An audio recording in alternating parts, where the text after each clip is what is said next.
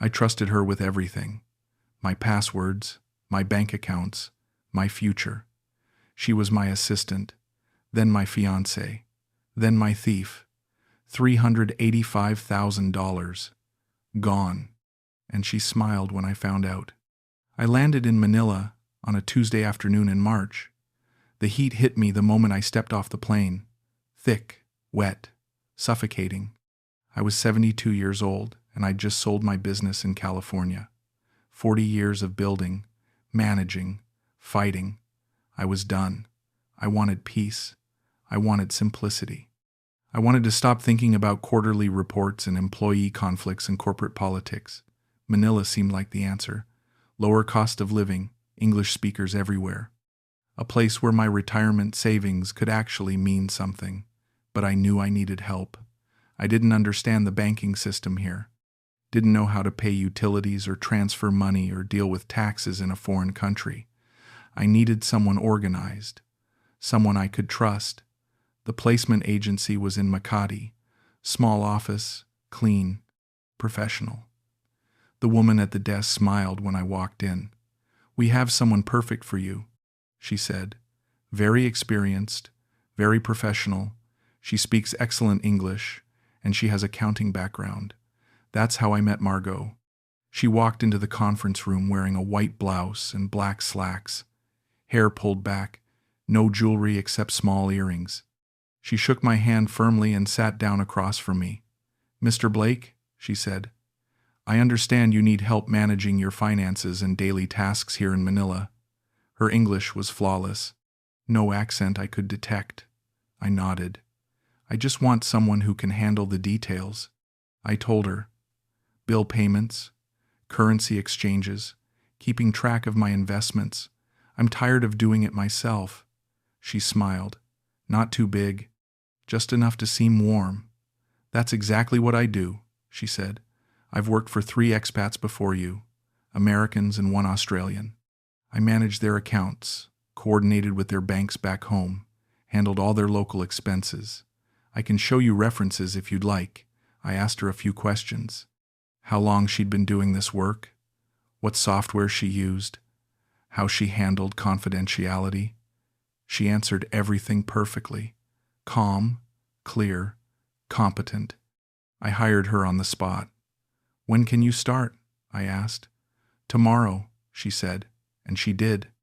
Within 2 weeks, Margot had organized my entire financial life. She set up online access to my Philippine bank account. She created a spreadsheet tracking every expense.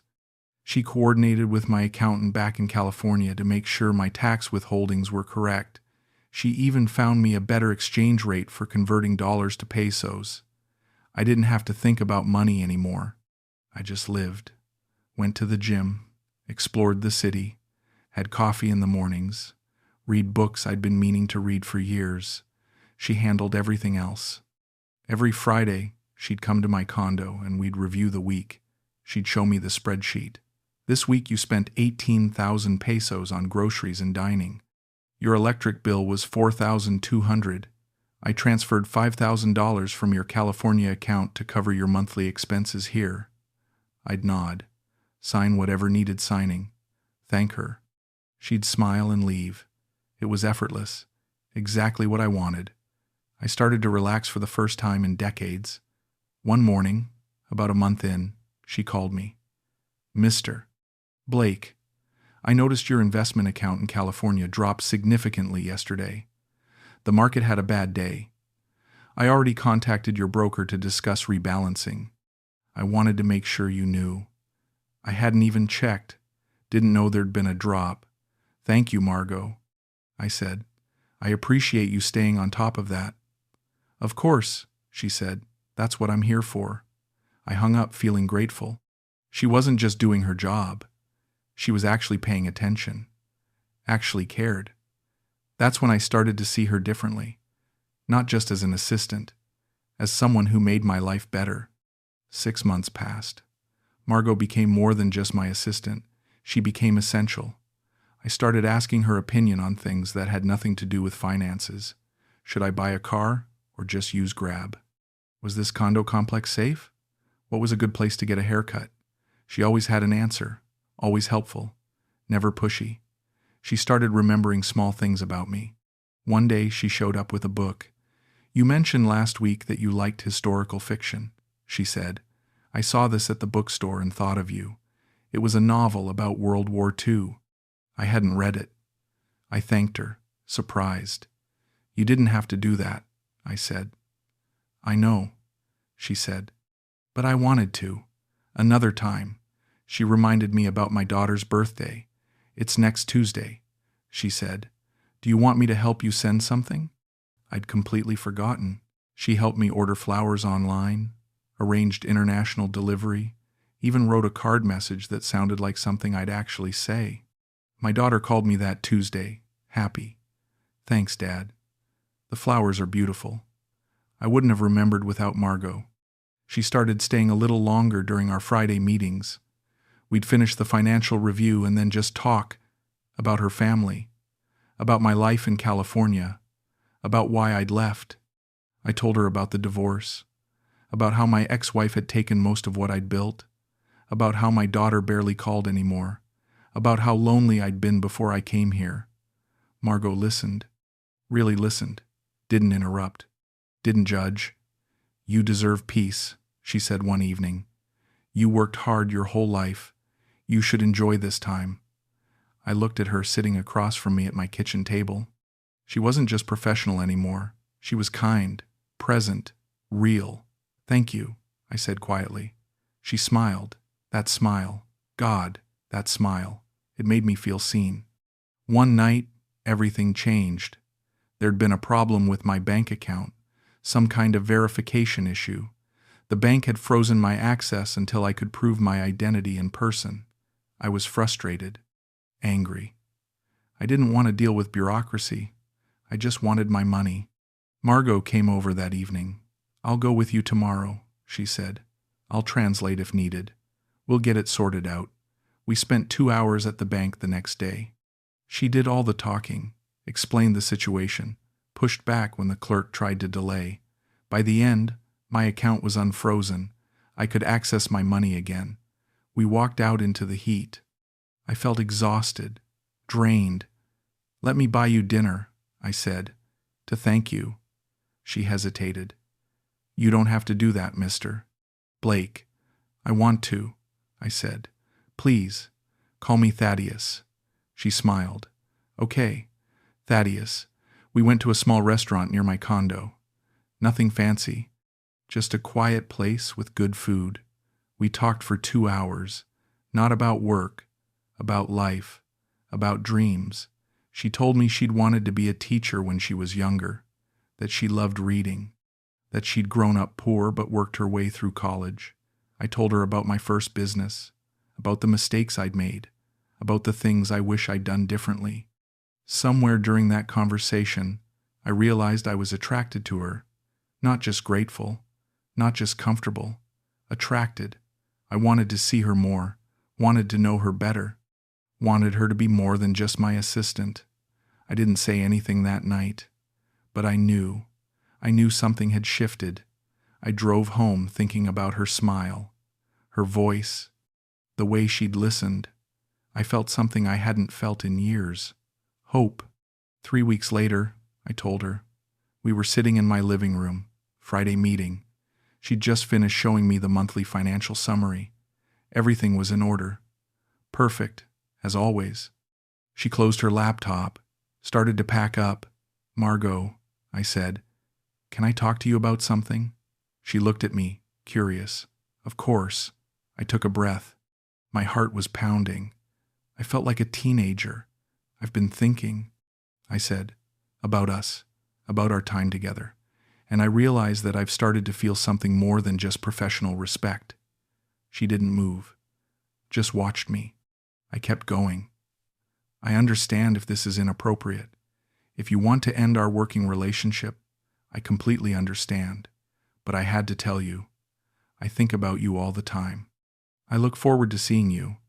You make my life better in ways that have nothing to do with finances." Silence. Long, terrible silence. Then she smiled.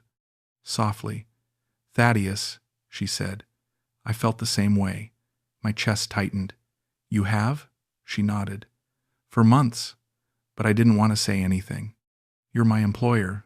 I didn't want to make things awkward. But yes, I've felt it too. I couldn't believe it. Couldn't process it. So what do we do? I asked. She moved closer on the couch. We see where this goes, she said. If you want to. I wanted to. God, I wanted to. We started dating, slowly at first. Dinners, walks, movies.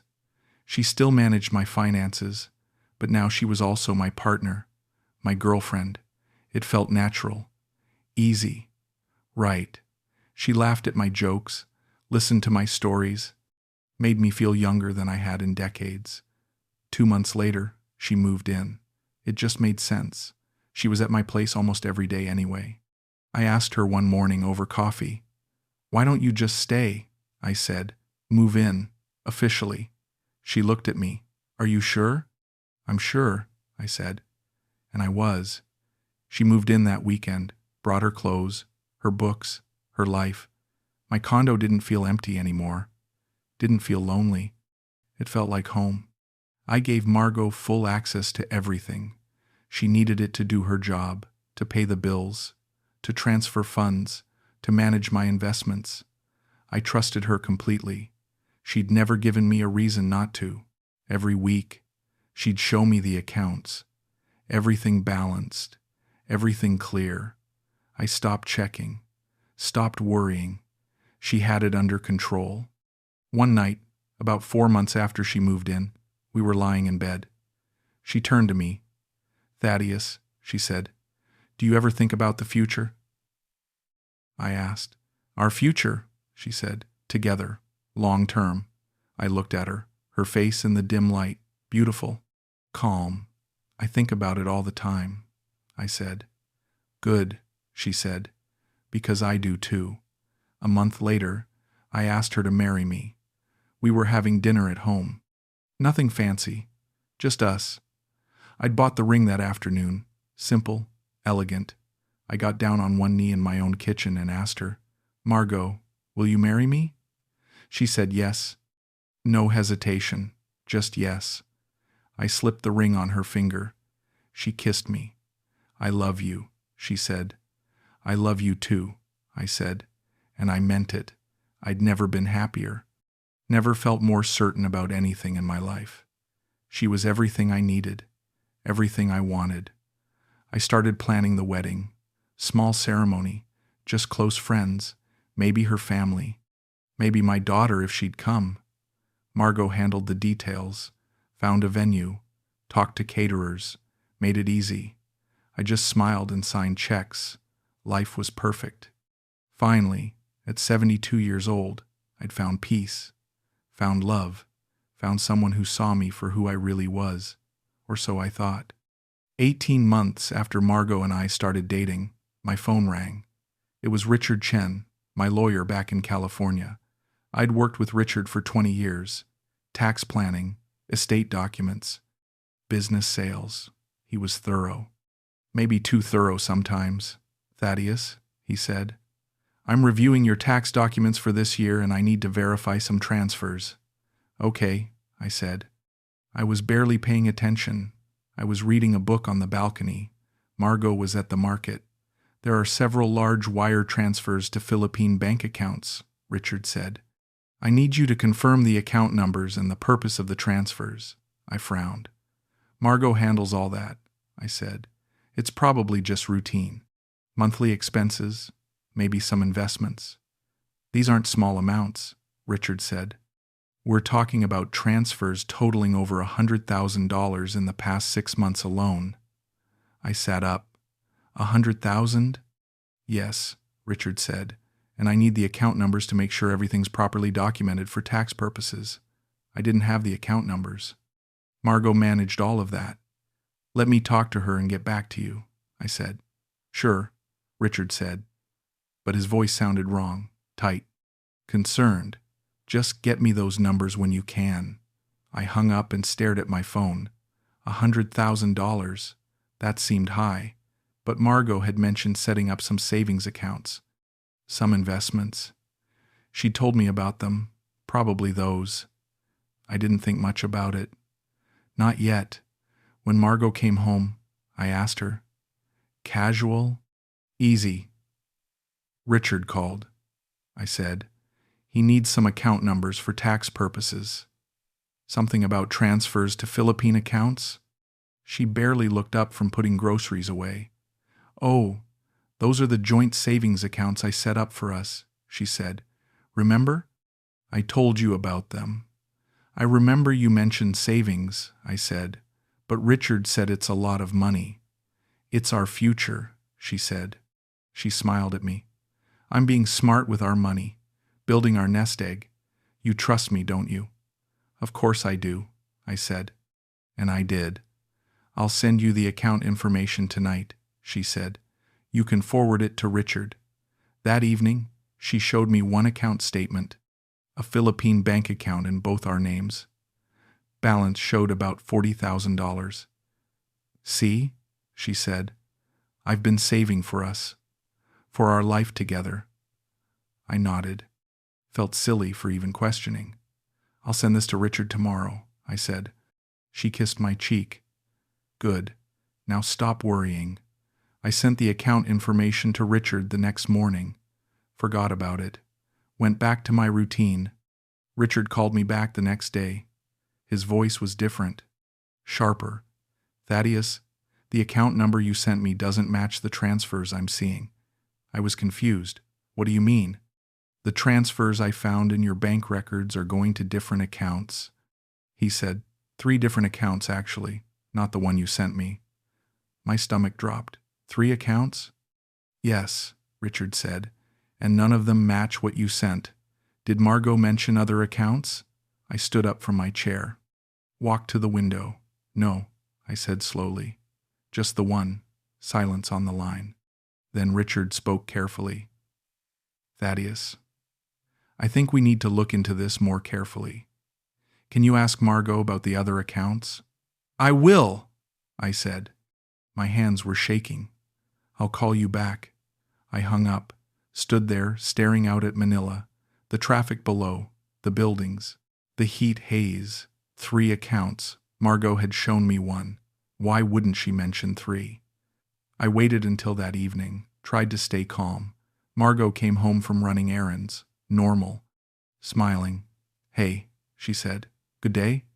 Richard called again, I said. I tried to keep my voice steady. He found 3 accounts, 3 different account numbers. You only showed me one. She set down her bag, looked at me. He doesn't understand how Philippine banking works, she said. It's complicated here. Multiple accounts for different purposes. It's all the same money, Thaddeus. All for us. Why didn't you tell me about the other 2? I asked. Her face changed, hardened slightly. Why are you questioning me? She said. I'm managing our money, our future. I've been doing this for 2 years, and everything's been fine. Now suddenly, you don't trust me? I'm not saying I don't trust you, I said. I just want to understand. Richard is making you paranoid, she said. He doesn't know anything about our life here, about how things work. You're letting him put doubts in your head. She walked past me to the bedroom. I stood there feeling guilty, confused. Maybe she was right. Maybe Richard didn't understand. Maybe I was overreacting. But something felt wrong. Something in her voice, the way she'd gotten defensive so quickly, the way she'd turned it around on me. I didn't sleep that night. Just lay there next to her, staring at the ceiling. 3 accounts. Why 3? Richard didn't let it go. 2 days later, he called again. Thaddeus, I hired someone local, an investigator in Manila. I need to know what's going on with these accounts. You what? I said. An investigator. I'm sorry, but this doesn't sit right with me. The numbers are too big. The accounts don't match. I need to protect you. I wanted to be angry. Wanted to tell him he was overstepping. But part of me was relieved. Part of me wanted to know too. Okay, I said quietly. Do what you need to do. A week later, Richard called. I was alone in the condo. Margot was out with friends. Or so she'd said. Thaddeus, Richard said, I have the report. I sat down. Tell me. 4 accounts, he said, all in Margot's name. Sole ownership. Not joint accounts. Your name isn't on any of them. My chest tightened. What? Over the past 24 months, you've transferred $385,000 into these accounts. Systematic transfers. Small enough that you wouldn't notice. 10,000 here, 15,000 there, but they add up. I couldn't breathe. The room was spinning. Say that again, I whispered. How much? $385,000? Richard said. Thaddeus, I'm sorry, but she's been moving your money into accounts you don't have access to, accounts only she controls. I dropped the phone. Picked it up. Are you sure? I'm sure, Richard said. I have bank statements, transfer records, everything. I'm sending it all to you right now. My email pinged. I opened it on my laptop. Document after document. Account statements, transfer histories, dates, amounts, my money, my retirement savings, transferred over and over into accounts I'd never seen. Accounts Margot never told me about. $385,000. I stood up, walked to the bathroom, threw up. When I came back, Richard was still on the line. What do I do? I asked. My voice sounded broken. Confront her, Richard said. Get the truth, and then we figure out the legal options. I hung up, sat on the couch, stared at the bank statements on my laptop screen. Every transfer, every date, every lie. The door opened. Margot walked in, shopping bags in her hands, smiling. Hey, I got that coffee you like. The one from... She stopped, saw my face. What's wrong? She said. I looked at her, this woman I'd loved, trusted, planned a future with. Did you take $385,000 from me? I said. My voice was flat. Dead. She froze, put down the bag slowly, looked at me, and then she said the words I'll never forget. I didn't take it. I saved it. For us. I stared at her. Couldn't process what she'd just said. You saved it? For us? She sat down across from me, calm. Too calm.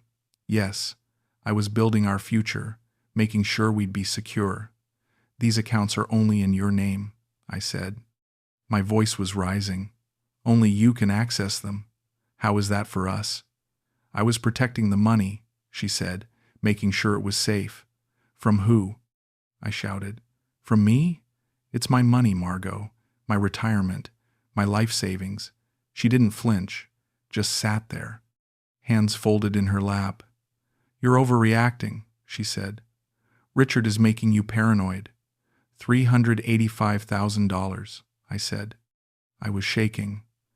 That's not paranoia, that's theft. I never stole from you, she said. Her voice was cold now, different. You gave me access. You authorized me to manage your accounts. I managed them. By funneling my money into secret accounts, I said. How long were you planning to do this? When were you going to tell me? She didn't answer, just looked at me. And in that moment, I saw it, the mask. It slipped, just for a second, and I saw something underneath, something calculating, something cold. Tell me the truth, I said. My voice broke. All of it, right now. She sighed, like I was inconveniencing her. Fine, she said. You want the truth? Yes. I have a boyfriend, she said. His name is Carlo. We've been together for 5 years. The room tilted. What? I never hid it, she said. You just never asked. I couldn't speak, couldn't move. The money was for our future, she continued. Mine and Carlo's. We're planning to buy property, start a business, build a life. You were engaged to me, I whispered. You said you loved me. She shrugged. Actually shrugged. It made things easier, she said. You were happy. I was getting what I needed. Everyone won. I didn't win, I said. I was lied to. Used. You were lonely, she said. Her voice was matter of fact, clinical. I gave you companionship, made you feel loved. That's worth something, isn't it? I stood up, backed away from her. Get out, I said. Thaddeus, get out, I screamed. Get out of my house, now. She stood, smoothed her skirt. I'll pack my things, she said, and she did. Calmly, methodically, like she'd been planning for this moment, folded her clothes, took her jewelry, her books, everything she'd brought when she moved in. I watched from the living room, numb. She came out with 2 suitcases, walked to the door, stopped, turned. For what it's worth, she said. I did enjoy our time together. Then she left. The door closed. I stood there in the silence, alone. $385,000. Gone. And the woman I loved had never existed at all. I called Richard, told him everything. He was quiet for a long time. Then he said, "We need to file charges. Immediately. Can we even win?" I asked. "I don't know," he said honestly. "She had your authorization to access your accounts. You gave her your login credentials. Legally, it's complicated." "What are you saying?" "I'm saying she covered her tracks well. The accounts are in her name. The transfers were made with your credentials. Technically, you authorized her to manage your money. Proving fraud is going to be difficult." I felt sick again. "So she just gets away with it?" "We can try," Richard said. "I can hire a lawyer in Manila. We can pursue this. But it's going to be expensive. It's going to take time, and there's no guarantee we'll recover anything." I sat down, put my head in my hands. How did I let this happen? "You trusted someone," Richard said quietly. "That's not a crime. What she did is, but it didn't feel that way. It felt like my fault, my stupidity, my blindness." "What do I do?" I asked. "First, change every password, every account, everything she ever had access to." I spent the next 3 hours doing exactly that. Bank accounts, investment accounts, email, everything. My hands shook the entire time. Richard called back that evening. "I contacted a lawyer in Manila, good reputation, specializes in financial fraud. He wants to meet with you tomorrow." I went, sat in another office, another conference room, explained the whole story to a man I'd never met. He listened, took notes. At the end, he looked at me. "I'll be honest, Mr. Blake. This is going to be very difficult to prosecute. She'll claim it was a gift, or that you authorized the transfers for investment purposes. Her name is on the accounts. She has plausible deniability." "So I have no recourse?" I said. "We can try. File a civil suit. Attempt to prove fraud or embezzlement. But it will take years, and it will cost you significantly. Legal fees alone could be $100,000 or more." I laughed. Bitter, broken. "So I pay $100,000 to maybe get back $385,000 that I've already lost?" "It's not ideal," he said. "I understand. I left that office knowing I'd never see that money again. Never get justice, never get closure. I went back to my empty condo, sat on the couch, stared at the walls. Everything felt different now. Contaminated. Every surface she'd touched, every space we'd shared. I wanted to burn it all. Weeks passed. I moved through my days like a ghost, changed my passwords again and again, hired a new financial manager, an older man, quiet, professional, recommended by Richard.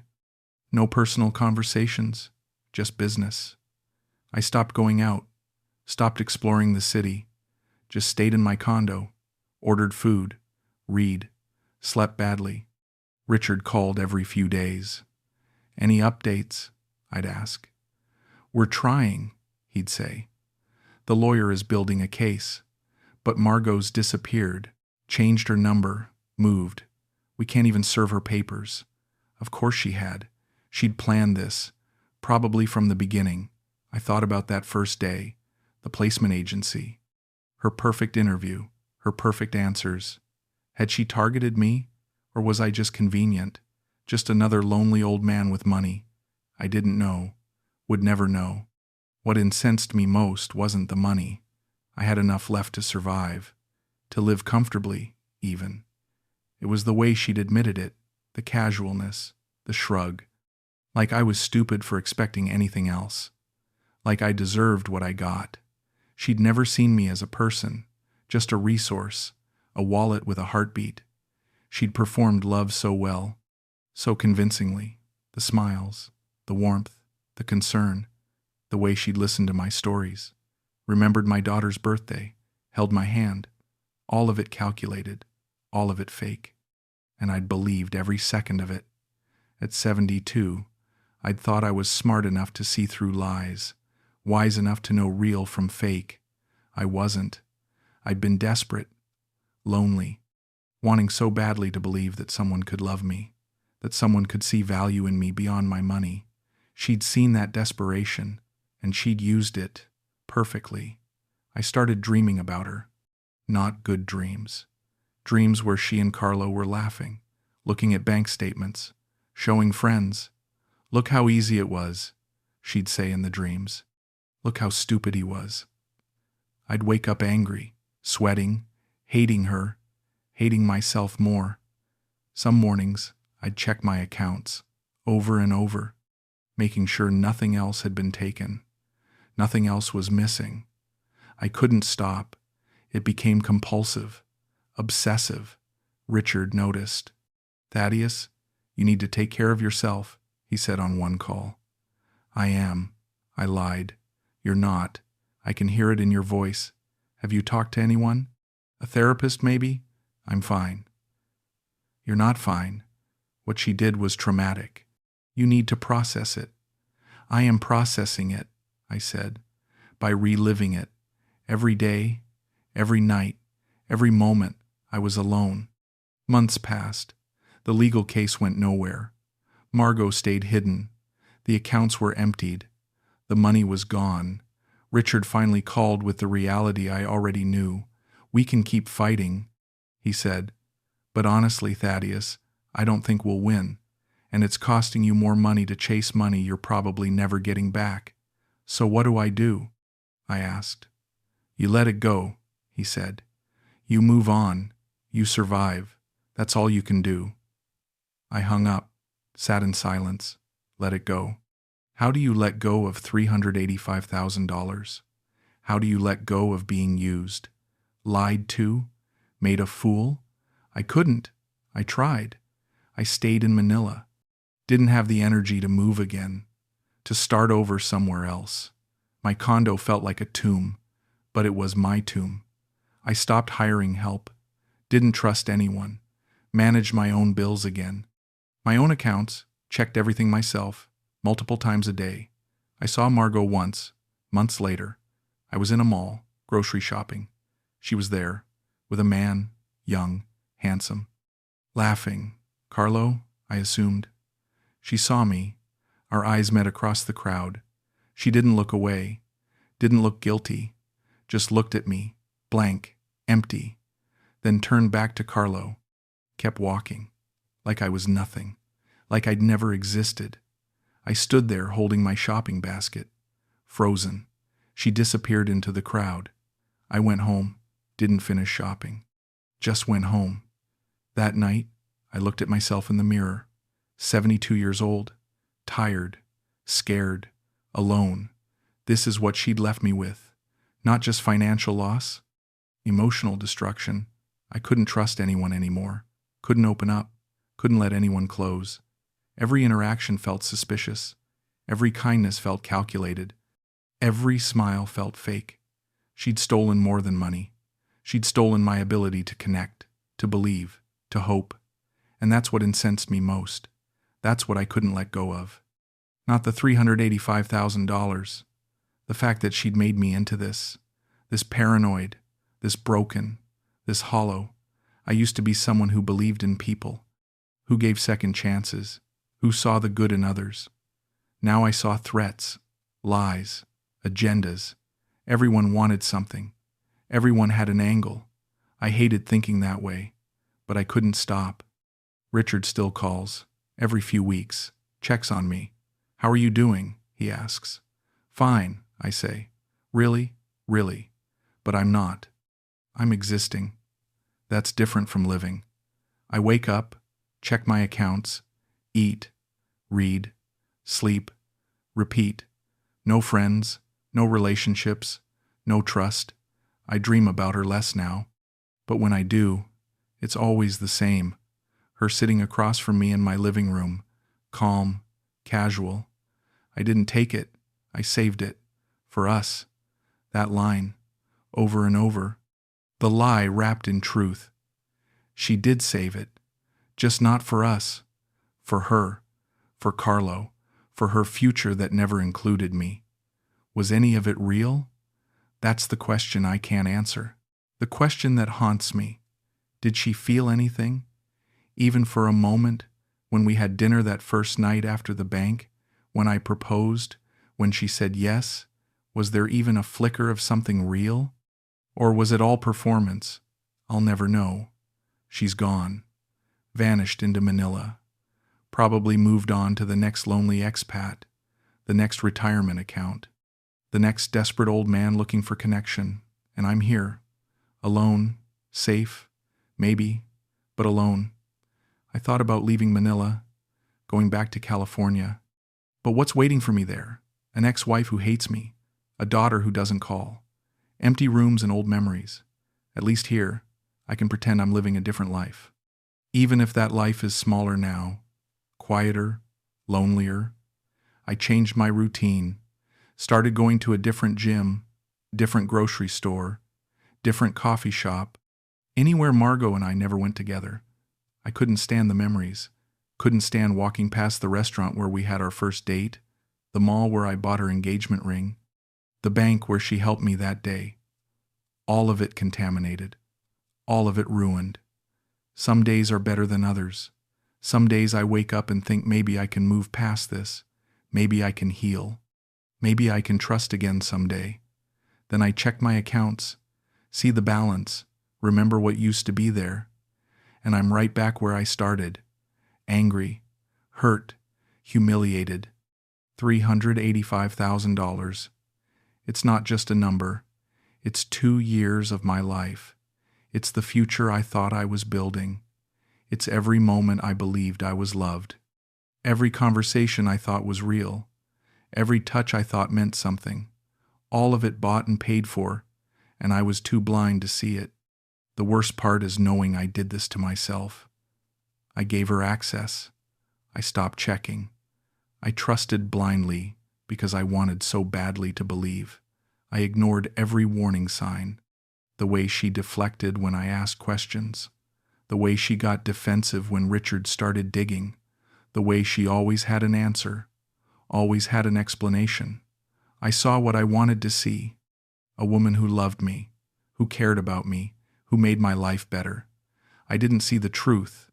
A woman who saw an opportunity. Who played a role. Who executed a plan. I was the mark, the target, the fool, and I hate myself for it, more than I hate her. She did what she did, made her choices, lived with them.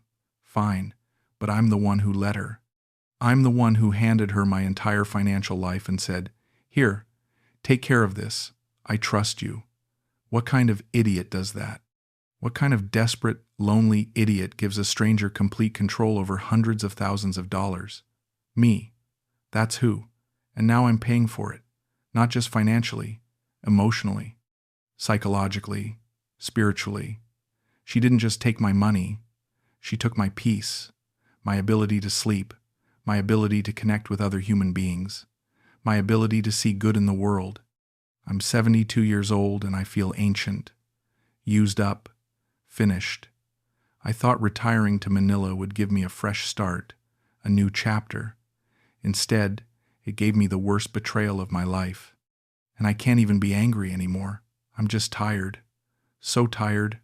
I keep Richard's number in my phone, Sometimes I think about calling him, telling him I'm done fighting, done hoping, done trying. But I don't, because what would be the point? He can't fix this. No one can. The money's gone. Margot's gone. The version of me that believed in people is gone.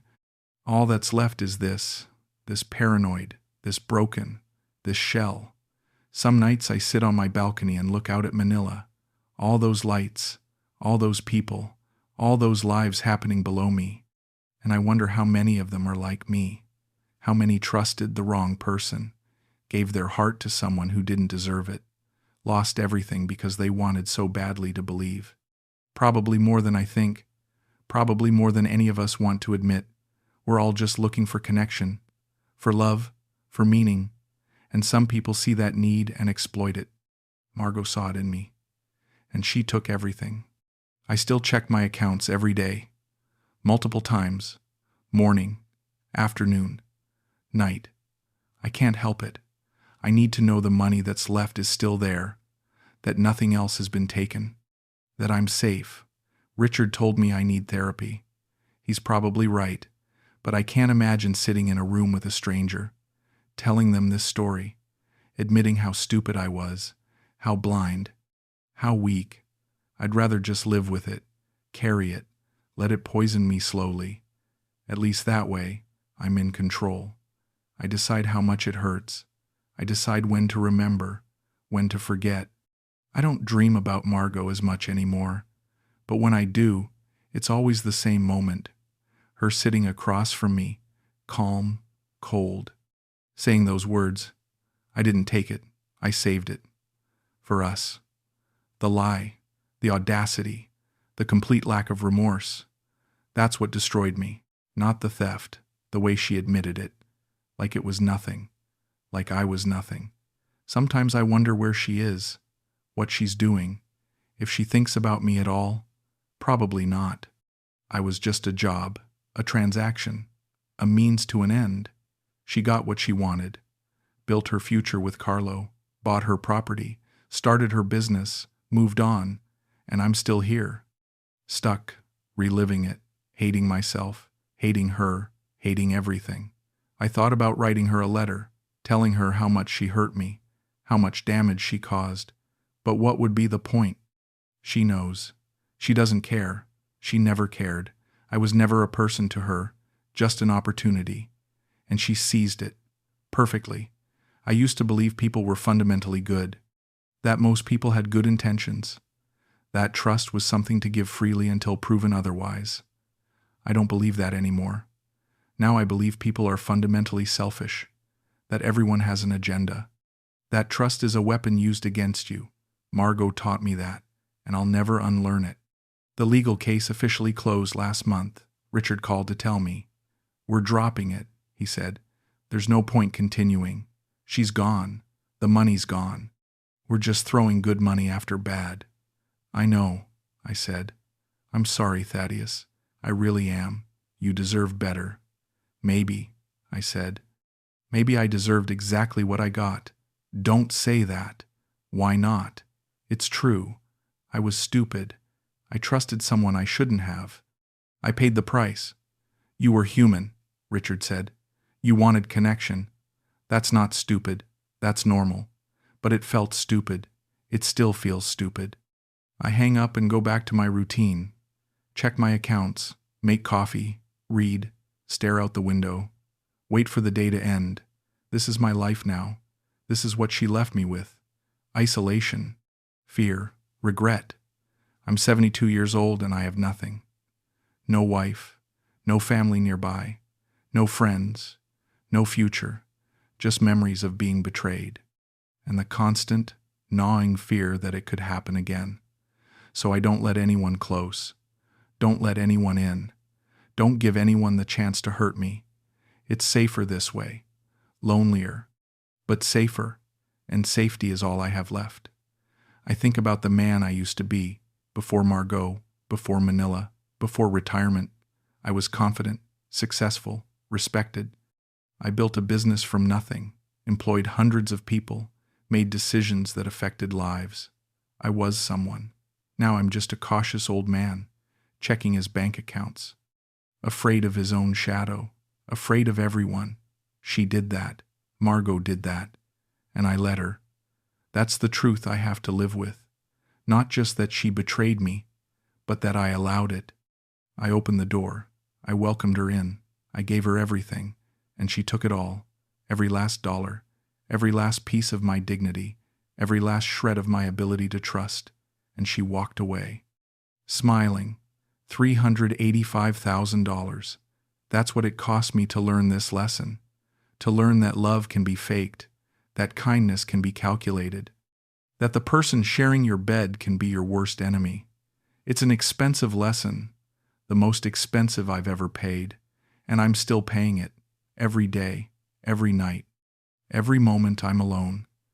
This is my life now. This is what's left, and I don't know if it will ever get better. I don't know if I'll ever heal.